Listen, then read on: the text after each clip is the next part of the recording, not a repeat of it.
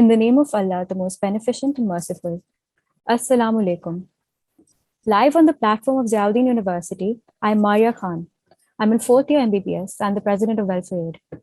As you know, globally, the month of October is identified as Breast Cancer Awareness Month and also marked as Pinktober to raise awareness about the disease and going pink in support of the fight against breast cancer. Pakistan has the highest rate of breast cancer in Asia, as approximately 90,000 women are diagnosed with the disease every year, out of whom 40,000 pass away. That's a 44% mortality rate. Estimate reveals that 1 in 10 Pakistani women could potentially develop breast cancer within their lifetime. Every year in the month of October, the PR and Communications Department of Ziauddin University organizes an awareness campaign titled Pink Ribbon Day, the purpose of which is to educate people about breast cancer and spread awareness in society. In this regard, once again, on behalf of Ziauddin University, the PR and Communications Department has organized the 8th interactive series of ZU Dialogues titled Give Hope and Save Lives, to spread knowledge in breast cancer awareness and to inform young girls and women about the importance of attending breast cancer screenings and detecting breast cancer in early stages. I would like to thank Mr. Amir Shehzad, the convener of ZU Dialogues, for giving me the opportunity to host this talk. Moving on to our panelists for today. These are women who have worked tirelessly and meticulously to start a discussion and remove taboos around breast cancer. Our first panelist is Dr. Nida Wahid Bashir, Consultant Breast and General Surgeon, Dr. Ziauddin Hospital. Our second panelist is Dr. Zubia Masood, Consultant Breast and General Surgeon at Dr. Ziauddin Hospital, Associate Professor in the Department of Surgery at the Ziauddin University. Our third panelist is Dr. Reena Kumari Sunil, Consultant Medical Oncologist at Dr. Ziauddin Hospital. Additionally, we also have a guest speaker, Dr. Nida Hussain, who is our Prost-Chancellor at Ziauddin University, the Associate Professor in Faculty of Medicine at Ziauddin University, Physician Internal Medicine at Dr. Ziauddin Hospital. First of all, Assalamu alaikum to all our speakers. I welcome you to this session and thank you so much for being here. How are you all doing? Alhamdulillah, we're doing fine. Yeah. So we'll start with Dr. Nida Hussain. Pakistan has the highest rates of breast cancer, as I've just sort of discussed. It also has the highest incidence and the lowest recovery rate in the country. Can you comment on why breast cancer is still a taboo for most women in Pakistan, given the fact that it's prevalent? Assalamu alaikum, everyone. Thank you, Maria, for giving me this opportunity to speak on this platform. As the whole world celebrates, raises awareness this month, Pakistan, one of the reasons why it's a taboo is because the word breast is a taboo. A woman's private part is not meant to be discussed. If even within women themselves, daughters, girls, if they feel a lump or if they feel anything in any of their private parts or any part of their body, in fact, they're very hesitant to tell even their own parents, their own siblings, because the biggest thing is in our society, women are taught that breasts is a taboo, or you hide them, you don't talk about them, you pretend they don't exist. And they're unable to differentiate the morality part of it and the medically necessary part of it. So I think that is one of the biggest reasons why this is so taboo in this country. But I think with time, people are becoming more and more open about it. They are talking about it. And it's because of platforms like these, initiatives that public and private sectors take in raising awareness about this disease, which is, if detected easily, has a very good survival rate. That's true. I think I second you on that, given the culture that we do live in, it is something that is not as easily brought up and as openly discussed in forums.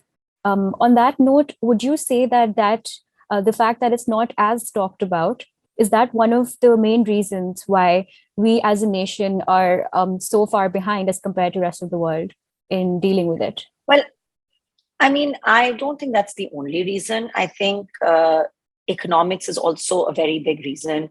We are a poor country. Our population in general has very poor access to healthcare. When you talk of the country, you talk rural and urban both.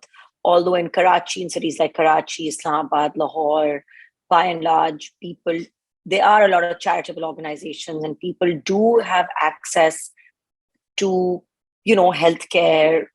Even if they can't afford it, there are a lot of public sector places doing a lot of good work.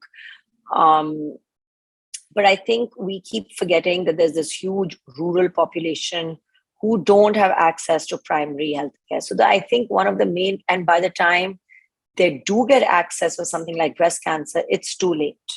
And I think awareness, yes, taboo, yes, but lack of access to healthcare is there. And even in our urban population, even in our doctors, even me in my own practice, as a primary care physician, one of my primary role is to tell women over the age of 40, go get your annual breast cancer screening.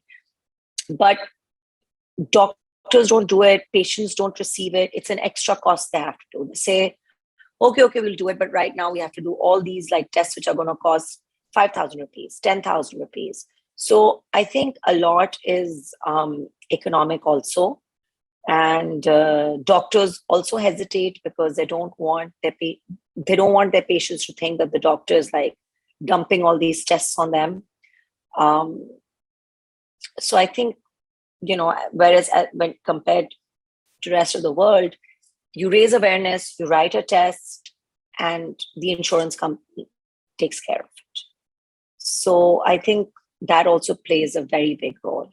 I just meant not just Ziauddin as a university, Ziauddin as the hospital, in both ways. How would you say that Ziauddin has dealt with this? Well, the way that we raise awareness is that we start by reminding doctors, not raising awareness in doctors, by reminding our family physicians, our internists, all our doctors. We are constantly doing sessions. We are, sending out awareness emails. Every department has their own teaching sessions. And since we're largely a teaching facility, so we have to constantly remind doctors. And then in turn, the doctors remind their patients. We have residents, we have our floor RMOs, we're constantly like talking to them, giving them teaching sessions on, awareness about not just breast cancer, different topics. So our approach is that we start with reminding the doctors and then it gets translated to the patient. This is in addition to the outreach programs that we do. We set up stalls in different malls to engage with the public. We have our outreach centers in, the underserved parts of the city like Secunderabad, where we raise awareness directly to the population. So that is, I think, the role that we play. If I'm not wrong, Ziauddin has its own cancer hospital as well. So yes. How has that augmented the combat against breast cancer? Well, you see, the person who reaches the cancer hospital is already aware. So I think that's where the patients go for their treatment. But I think the rest of the hospital is where we are focusing our awareness. That's where we focus our treatment campaign. And making sure our doctors are staying up to date with the latest treatments. Our doctors are staying up to date with what the follow-up process is, what the standard of care is, making sure we have the latest medicines, the latest, radiation machines. That's the treatment part. That is where patients reach.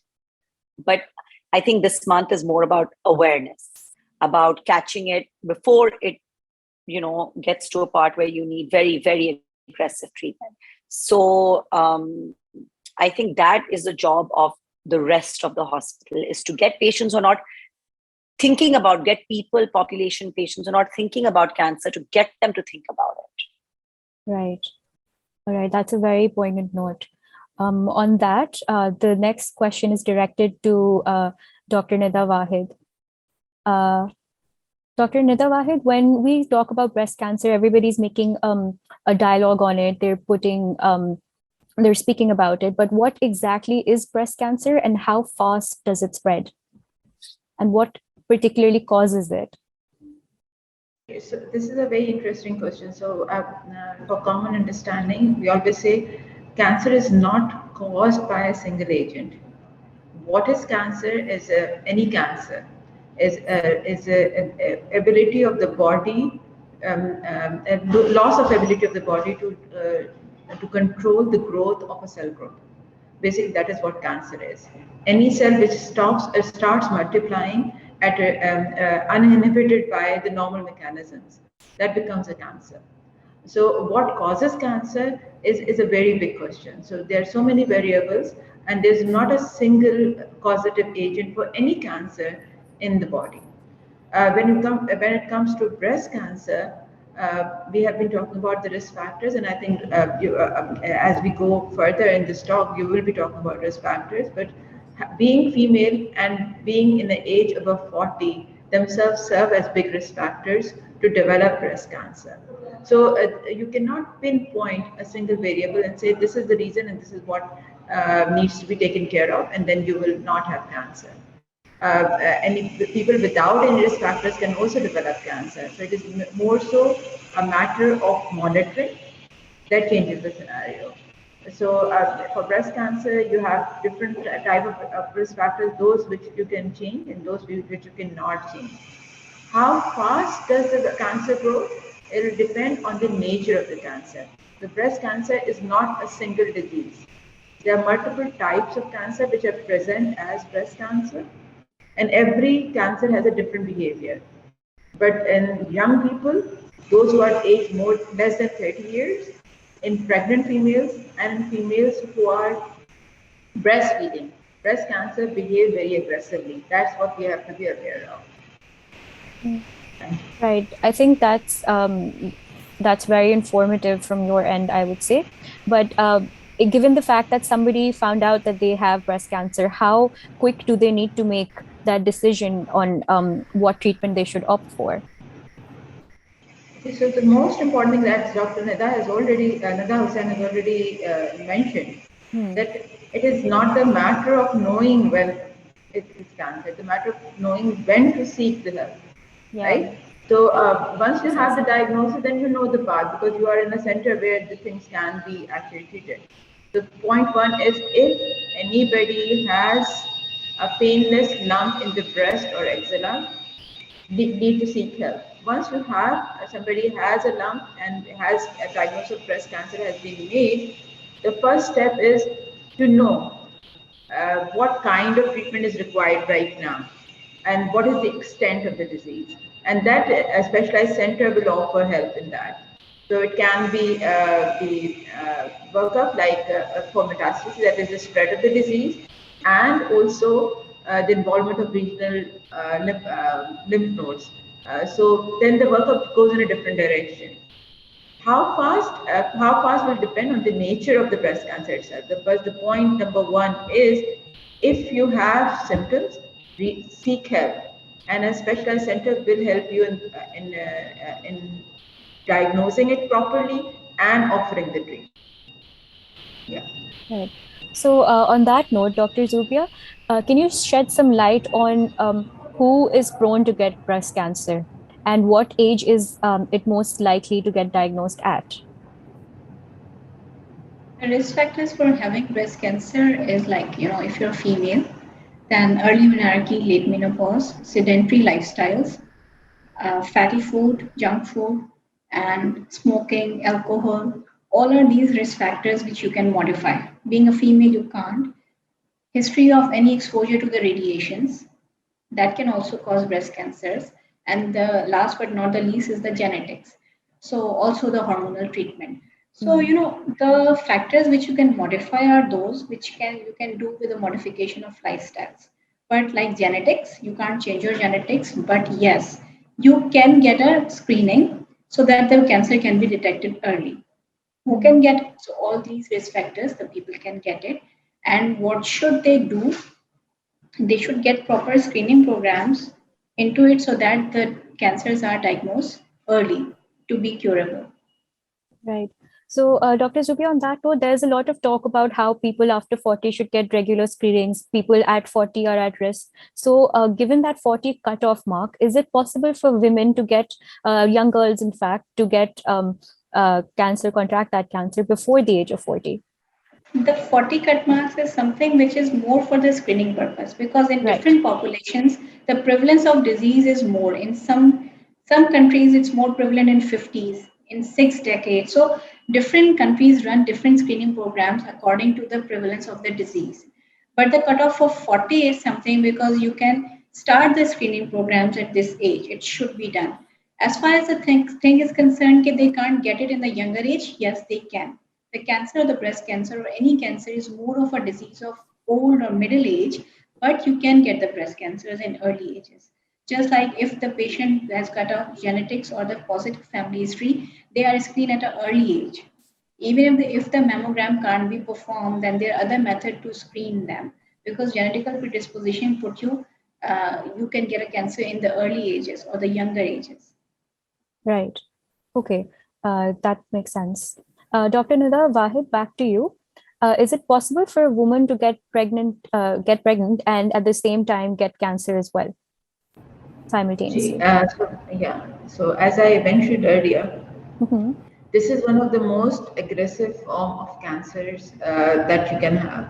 A cancer that develops during pregnancy, because the very hormonal influences, the cancer behaves very aggressively when a pregnant female gets a cancer. Yes, it is possible that pregnant females develop breast cancer, and at times this initially, because the breasts are heavy and people are not able to feel the lump, the diagnosis of cancer in pregnancy is often missed.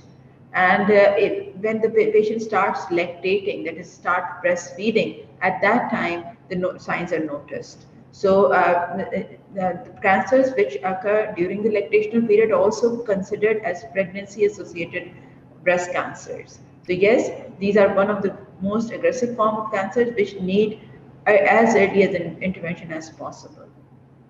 Right. Thank you. Um, Dr. Reena, this is a question that was specifically directed to you. Um, would you say that, on note of pregnancy, can pregnancy make, as Dr. Nida's already said, that pregnancy does augment breast cancer and it does make it worsen, but does the cancer affect fertility?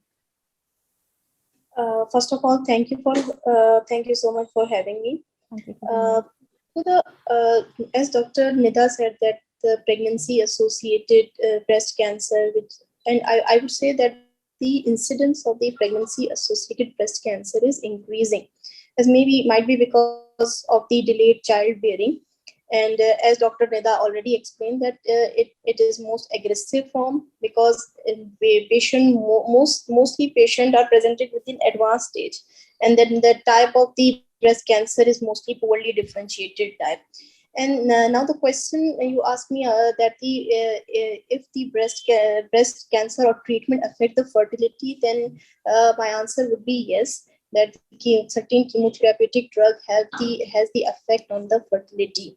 So whenever any patient comes to us, then for premenopausal women, then we should inform her that there might be an effect on fertility. And if the patient they want to preserve their fertility, then we can refer them to the fertility specialist for the oocyte or the embryo graft preservation. And but it depends on what is the stage of the disease, what is the biology of the disease, what the treatment we are offering to them, and what would be the sequence of the treatment. So this all because there will be delay in starting the treatment when we will go with the fertility preservation. So in that cases we can and patient wish is so important. In those cases we can give some GnRH analog to the patient to preserve their fertility. And we should inform to the patient who are younger than 35, or 40 years, their preservation of fertility is more as compared to the older patient who are more than 35 or 40-year-old. In those cases, infertility chances of infertility is more, and most patients, they resume their menstruation a few months or up to 2 years after their chemotherapy finishes. Right. All right. Okay, so one of the risk factors that Dr. Zubia mentioned was the genetic makeup of the female who is getting affected. So how far do you think genetic testing has been developed in terms of having to change that for a person? Only 5% of the breast cancers are because of the genetic diseases, and for genetic testing, it is recommended that any female who is 45 or below 45, if she has breast cancer, she should have the genetic testing done. And a specific type of breast cancer, that is the triple negative breast cancer, if the patient is less than 60 years of age or 60 years of age, they should get this genetic testing done. Other than that, who have the family history or the male breast cancer history, or the history of metastatic prostate cancers or the pancreatic cancer, they should get the genetic testing done for the susceptible genes which cause the breast cancer. So the role of the genetic testing is, number one, is to detect who has this probability of having the breast cancer. They are at the higher risk of having the breast cancer or ovarian cancer or the other cancer, and then we will detect who are the carrier of these mutation. In those cases, we can, if they have not, if family member who are the carrier who have not developed the breast cancer, we can offer them some risk reduction mastectomies, bilateral mastectomies, or the risk reduction salpingopectomies, which is the removal of their ovaries and the fallopian tubes. And the patient who don't opt for these surgeries, we can at least give them some risk reduction chemoprevention medication to those patients. And in those cases, screening guidelines are different than the average risk patients, and in those cases, screening can be done started at the age of the 25 years, and in those cases, mammogram along with the MRI are recommended. And also in the patient who have this genetic mutation positive, then now we have the therapies available for them in the adjuvant setting, means after the patient who has done the surgery, but also in the metastatic setting. If the patient comes with stage 4 disease, we have therapies available to them who have these genetic testing positive. All right. Thank you so much, Dr. Reena. You've talked a lot about the treatment and the options that are available for treatment for screening. So on that note, Dr. Nida, this is directed towards you, that when we're talking about treatment, we're talking about chemo, we're talking about mastectomies, but a question that a lot of people get asked and they bring it up is that how effective or how much of a prominent role does homeopathy and homeopathological medicines have to they have a role in it? Yeah. So that's a fight that we fight the whole year. That's how I put it. So since I've become a surgeon, that is almost 20 years back till now, what we're looking at is a fight against this concept that homeopathy can offer treatment. Homeopathy does not offer treatment to people who have breast cancer. And people have done proper research on it, and there's enough of the papers available which clearly state that these are papers not from the allopathic doctors or allopathic group of people, but also the homeopathic group of people from alternative medicine have clearly stated that homeopathy does not offer definitive treatment for breast cancer. It can be to alleviate some of the symptoms like bone pain and others that people may use homeopathic medication, but homeopathy does not have. And because of this lack of awareness about homeopathy and its lack of role in treatment of breast cancer, what we end up seeing is people coming to us after getting the homeopathic treatment for a year or so in a potentially well advanced situation where which Dr. Reena will call as stage 4, and which are difficult to treat and often not curable. So homeopathy does not have a definitive role in breast cancer. That is the statement that should be remembered. That's fair enough.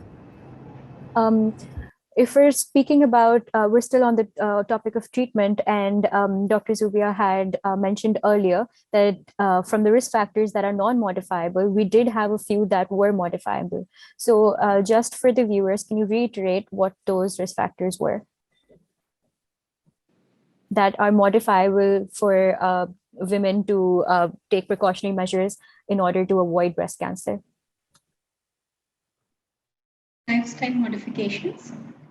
Yeah, Dr. Zubia is going to answer that, right? Yes. Okay. So we were discussing regarding the factors which can be modified, and those are like avoid smoking, avoid alcohol, avoid the sedentary lifestyle, and low fat diet, healthy diet. Go for that. So these are the factors even on the advanced stages, like if you after the postmenopausal treatments like hormone therapies, if you avoid them because the hormones are responsible for causing this breast cancer. So now even the medicines are modified, but still the typical medications which causes these, the hormone replacement therapy, so you can avoid them. And apart from that is the radiations. Exposure to the radiations can be avoided. I feel these are cardinal rules for everyone to live by, regardless of whether they feel like they have chances of cancer, chances of anything at all. Don't smoke, don't have a sedentary lifestyle, take care of yourself. So, what I would suggest is that for everyone who is watching this, just generally maintain a healthy lifestyle. That is pretty much what everyone is going to tell you at every point in life.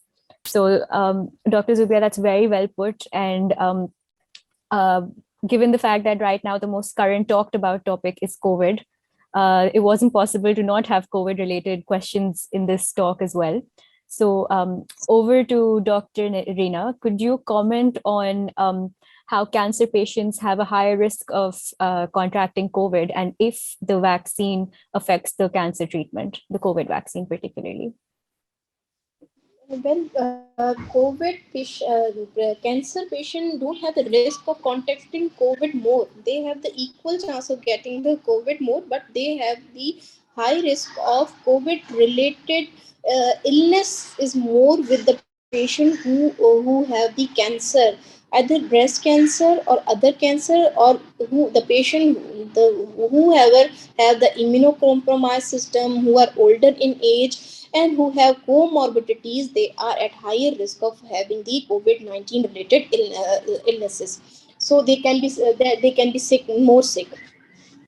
So and in the cancers, in the patient who have the blood cancers, they have the high risk of having the more illness with the COVID-19 as compared to the patient who have the breast cancer or the solid malignancies. So when we talk about the vaccine, so each and every one should receive the vaccine if he is older than the 12 years of the age. And it has been seen that the patient of the cancer malignancies, they have the less seropositivity. So the patient with the cancer, they should receive multiple doses of the vaccines to become the seropositive. So further is that the patient who have not just received the chemotherapy and who are planning to receive the chemotherapy, ideally they should receive vaccine before starting the chemotherapy.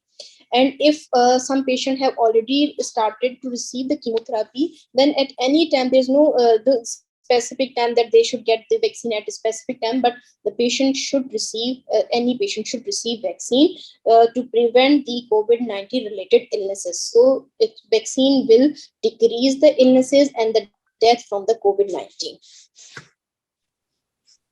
Okay, all right. Thank you so much for all of your valuable insights. Can we have a last take-home message for everyone, for our viewers, after like a sort of summary of everything? If either one of you could just sort of summarize on one of the last mainstay messages from this session for our viewers. I would give message to everyone that the breast cancer is a curable disease. and early diagnosis will help the patient to have more cure. और इसके साथ साथ जो है वो diagnosis भी जल्दी हो जाता है, ट्रीटमेंट भी जो है वो कम होती है, कीमो की भी बाजों का जरूरत नहीं पड़ती पेशेंट की, और पैसा भी कम खर्च होता है और जिंदगी भी बच जाती है. तो अर्ली डायग्नोसिस बहुत जरूरी है. Female should know their body parts, or they should examine their breast regularly after each menstrual cycle. Regularly, every month, just give 5 minutes to themselves, ताकि उनको अपने breast का पता हो. And with the female who are at the 40 year of the age, they should have annual screening mammography done. और ये नहीं सोचना चाहिए कि पैसे इस पे ज्यादा खर्च होंगे. अब अगर पैसे कुछ 2-4 पैसे इस पे खर्च कर दिए जाएं तो बहुत बेहतर हो, ना कि बहुत एडवांस डिजीज हो जाए और तब बहुत ही जो है वो एक इकोनॉमिक से बाहर चली जाती है चीज. तो I would just give this message. Shak. Thank you so much for that, Dr. Reena. And on that note, I'd like to thank all our panelists for giving us their time and their valuable insight. It was thoroughly informative and much needed, I'd say. If anything, this has personally taught me as well that your body gives you many signs, and the signals that it's giving, you shouldn't ignore them. Agar kuch bhi aapko lag raha hai upar niche hua hai, you need to address it and not think that, okay, this is how normal life is. And today's dialogue is, in fact, a wake-up call to everybody to take care of yourself, and more with each passing day. Thank you so much for giving your time and for enlightening all of us. And we hope to see you back at this platform in a different topic, inshallah. And once again, thank you, Mr. Amr Shahzad, for arranging a very informative session. And we hope we keep doing these in the future as well. Allah Hafiz. Thank you. Allah Hafiz, everyone. Thank you.